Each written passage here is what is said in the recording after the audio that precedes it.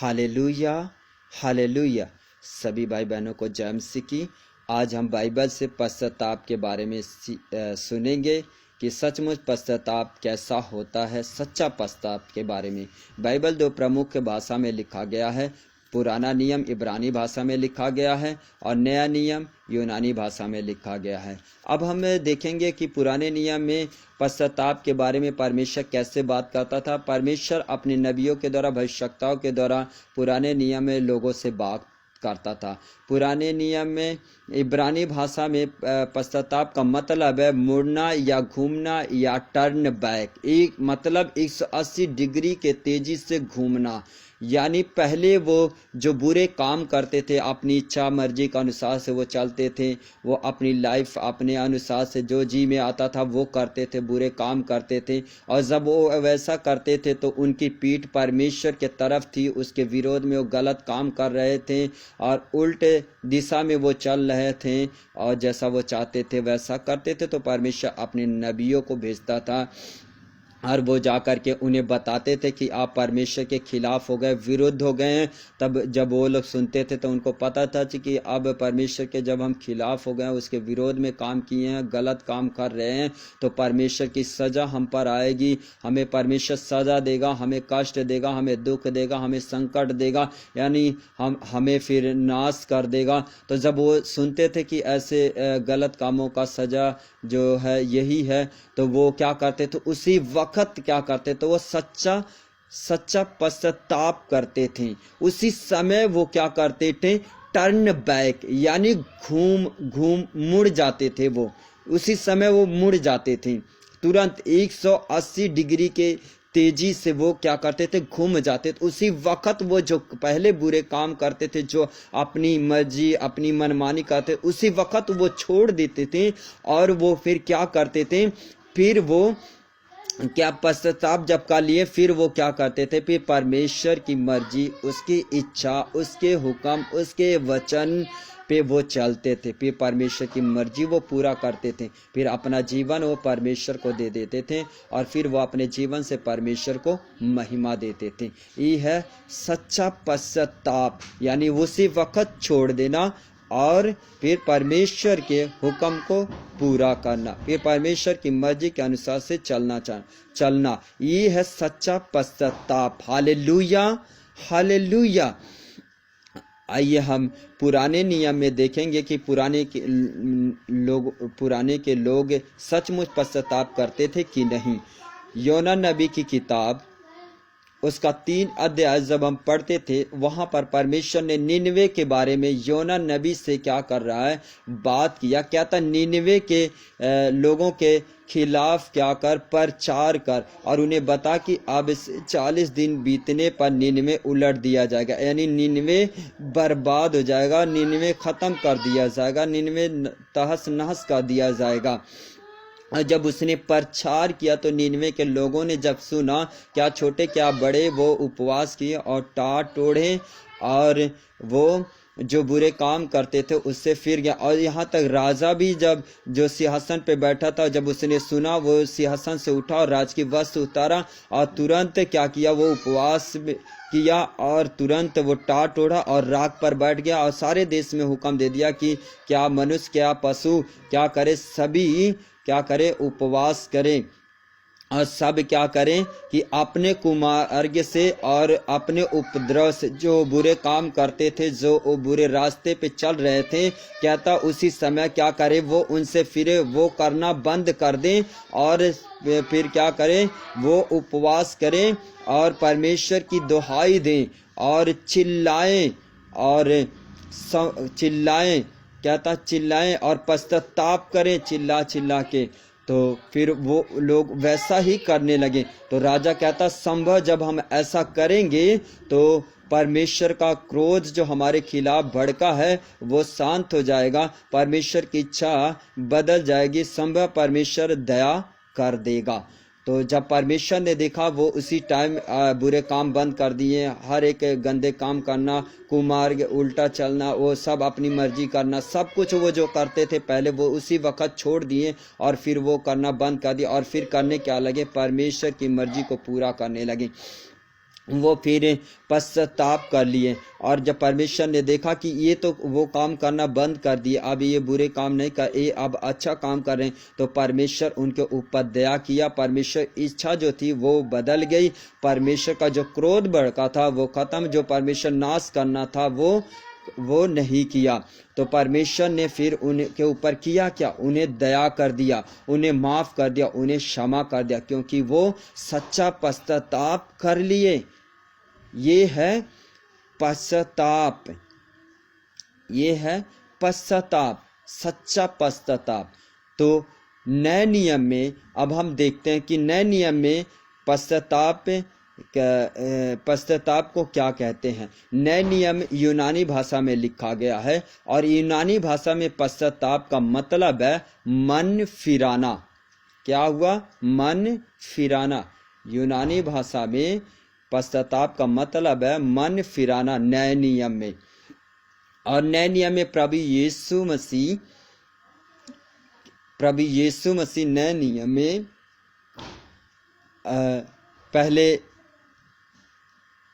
यूहन्ना बपतिस्मा देने वाला मत्ती रचित सुसमाचार 3 अध्याय उसका 8 आयत में कहता है, प्रचार कर रहा है, मन फिराओ के योग्य फल लाओ। फिर प्रभु यीशु मसीह प्रचार कर रहे हैं मरकुस की इंजील 1 अध्याय उसका 15 आयत में, मन फिराओ और सुसमाचार पर विश्वास करो। फिर पतरस कहता है प्रेरितों के काम 2 का 38 में, फिर 3 का 19 में, फिर संत पौलुस भी कहता है 20 का 21 में, और फिर संत पौलुस 26 का 20 में भी कहता है। मैं 26 का 20 पढ़ रहा हूँ परमेश्वर का वचन, आप ध्यान से सुने कि संत पौलुस क्या लोगों को वचन सुना रहा। परंतु पहले दमिश्क के, फिर यरूशलेम के, और तब यहूदिया के सारे देश के रहने वालों को और अन्य जातियों को समझाता रहा। कह रहा मैं समझा रहा हूं किसको? दमिश्क के लोगों को, यरूशलेम के लोगों को, यहूदिया के सारे देश के लोगों को और अन्य जातियों को। कहता मैं समझा रहा हूं कि क्या करो? मन फिराओ और परमेश्वर की ओर फिर कर मन फिराओ के योग्य काम करो। मन फिराओ की योग्य क्या करो? काम करो। और जब नए नियम में अविश्वासी लोग आते हैं तो उन्हें क्या करना है? जब वो सुनते हैं कि परमेश्वर हमारे लिए मारा गया, परमेश्वर हमारे लिए दुख सहा, परमेश्वर हमारे लिए सलीब उठाई, परमेश्वर हमारे लिए 39 कोड़े खाए, परमेश्वर हमारे लिए जान दी, परमेश्वर हमारे लिए मर गया, दफनाया गया, तीसरे दिन फिर मुर्दों में से जी उठा, प्रभु यीशु मसीह हमारे लिए जी उठे, और वो फिर हमारे लिए प्रभु यीशु मसीह उद्धार करता बना। फिर प्रभु यीशु मसीह के द्वारा हमारी मुक्ति हो सकती है, प्रभु यीशु मसीह के द्वारा हम स्वर्ग जाएंगे, यानी प्रभु यीशु मसीह के द्वारा हमारा क्या? सब कुछ होगा। जब उन्होंने प्रभु यीशु मसीह के बारे में सुन लिया तो उसी समय क्या करना चाहिए? उन्हें पश्चाताप करना चाहिए। पश्चाताप मतलब उन्हें उसी समय मन फिराना चाहिए। मन फिराना मतलब जो वो पहले काम करते थे, जो पहले अपनी मर्जी इच्छा के अनुसार से जीते थे, जो जी में आता था वो करते थे, जब चाहे तब चर्च जाए, जब चाहे जो मर्जी वो करते थे, और वो जैसा चाहते थे वैसा उसी समय उन्हें उसे छोड़ देना चाहिए। और फिर उन्हें क्या? जब वो पश्चाताप कर लिए, यानी मन जब वो फिरा लिए कि अब हम ये काम नहीं करेंगे, अब हम परमेश्वर के ही काम को करेंगे, मैं अपने आप को परमेश्वर को दे देता हूं।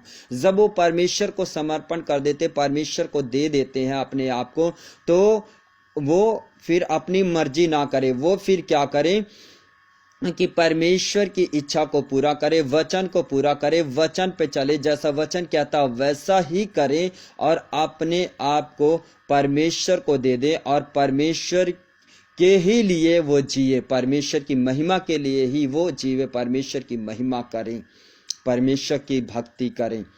ये है सच्चा पश्चाताप। लेकिन आज लोग सच्चा पश्चाताप नहीं कर रहे हैं।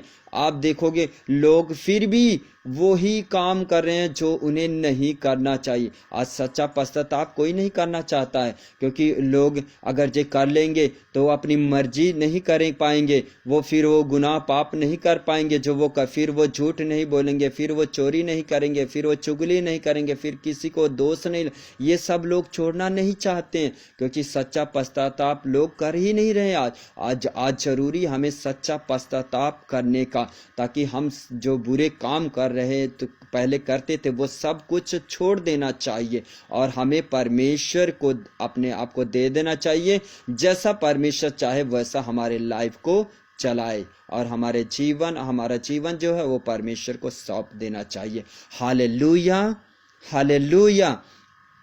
अब सवाल आता, कई लोग कहते हैं कि जो पश्चाताप कर लिए क्या वो कभी पाप नहीं करेंगे? कहते हैं क्या जो पश्चाताप कर लिए क्या वो कभी पाप नहीं करेंगे? मैं उदाहरण देना चाहता हूं कि जब एक बच्चा खड़ा होता है और एक कदम चलता है तो उसका बाप उसका माँ बहुत खुश होती है। जब वो 2 कदम चलता है, 3 कदम, तो वो बहुत खुश होते हैं कि मेरा बच्चा क्या है 2-3 कदम चल गया, वो बहुत खुश होते हैं। लेकिन वो क्या, जब वो पहला कदम चलता है फिर गिर जाता है, फिर उठता है, फिर चलता है, फिर गिरता है, फिर उठता है, फिर चलता है, यानी वो गिरता है बार बार, फिर उठता है। उसके बाद जब वो गिरता है उठता है, फिर एक दिन वो क्या है, वो चलना सीख जाता है, वो क्या चलना सीख जाता है। लेकिन जब वो बड़ा हो जाता है तो क्या हुआ फिर नहीं गिरता है, लेकिन कभी कभी गिरता है, लेकिन फिर वो उठ जाता है, फिर वो उस जगह फिर नहीं गिरता जहां पर वो गिरता है। तो ऐसे ही है। आइए हम परमेश्वर के वचन को पढ़ेंगे। पहला यूहन्ना उसका 2 अध्याय 1 वचन और 2 वचन हम पढ़ेंगे। हे मेरे बालकों, मैं ये बातें तुम्हें इसलिए लिखता हूं कि तुम पाप ना करो। यदि कोई पाप करे तो पिता के पास हमारा सहायक है, अर्थात धर्मी यीशु मसीह, और वही हमारे पापों का प्रायश्चित है, और केवल हमारे ही नहीं वरन सारे जगत के पापों का भी है। मेरे अजीजों, अगर कोई पश्चाताप करने के बाद भी अगर कोई विश्वासी या कोई भी जो मसीह को मानता, अगर वो पाप में गिर जाता है, यानी अगर वो झूठ बोल जाता है, चोरी कर लेता है, या कोई गलती कर लेता है, कुछ भी करता है, अगर वो कर लिया तो उसे क्या करना चाहिए? उसे मन फिराना चाहिए। किससे? जिस पाप में वो गिरा है उसी समय उसे क्या करना चाहिए? मन फिराना चाहिए, और प्रभु यीशु मसीह के पास आकर उसे क्या करना चाहिए? उसे घुटने पे आकर प्रार्थना करना चाहिए, रोकर, गिड़गिड़ा कर, उसे ऊंची आवाज से चिल्ला कर उसे क्या करना चाहिए? प्रार्थना करना चाहिए कि हे प्रभु मुझे पे दया कर दे, मुझे माफ कर दे कि मैंने पाप कर लिया, मैं गिर गया हूँ, मुझे उठा, मुझ पे दया कर प्रभु, दोबारा मैं ये पाप जो किया हूँ ये नहीं करूँगा, मुझे माफ कर दे। तो मेरे अजीजों, परमेश्वर का वचन बताता है कि वो हमें क्या करता है? प्रभु यीशु मसीह माफ कर देता, हमारे ऊपर दया कर देता, हमें क्षमा कर देता। यहाँ पर लिखा हुआ है, पहली बात लिखा हुआ है, तुम पाप ना करो। कहता पहली बात तुम पाप ना करो, और कहता और यदि मतलब अगर हो जाता, और यदि कोई पाप करे मतलब यदि हो जाता है तो कहता याद करो कि आप के पापों के खातिर कौन है? एक सहायक है, अर्थात धर्मी यीशु मसीह, और वही हमारे पापों का प्रायश्चित है। वही हमारे पापों का क्या है? प्रायश्चित है। जो हम पाप में गिर गए, अगर हम प्रभु के सम्मुख जाए, प्रभु यीशु मसीह के हुजूरी में जाए, उससे माफी मांगे, और उसी वक्त हम मन फिराए। मन फिराने का मतलब उसी समय जिस पाप में आप गिरे उसे उसी वक्त छोड़ दो, उसी समय खत्म कर दो। तो फिर क्या कहता है कि वो क्या करता है? हमारे पापों को माफ कर देता है। यीशु हमारे पापों के नहीं बल्कि सारे जगत के लिए वो क्या किया है, माफी है। वो माफ देने वाला प्रभु यीशु मसीह है। उसने हमें बचाने के लिए, हमारे पापों के खातिर उसने अपनी जान दी, वो सब कुछ सहा, उसने कुर्बानी दी और फिर वो तीसरे दिन जी उठा। और जो कोई पश्चाताप करता यानी मन फिरा लेता उसी वक्त अपने बुरे कामों से, अपने बुरी इच्छा से, अपने गलत कामों से, तो उसी समय जब वो माफी मांगता प्रभु यीशु मसीह से, तो प्रभु यीशु मसीह उसे तुरंत माफ कर देता है। उसी समय प्रभु उससे क्षमा कर देता, उससे दया कर देता है। Hallelujah, hallelujah. तो सचमुच वो दयावान प्रभु है, वो दयावान है, वो महान है। तो आज के वचन के द्वारा प्रभु आप सबको आशीष दे और बरकत दे। सभी को जय मसीह की।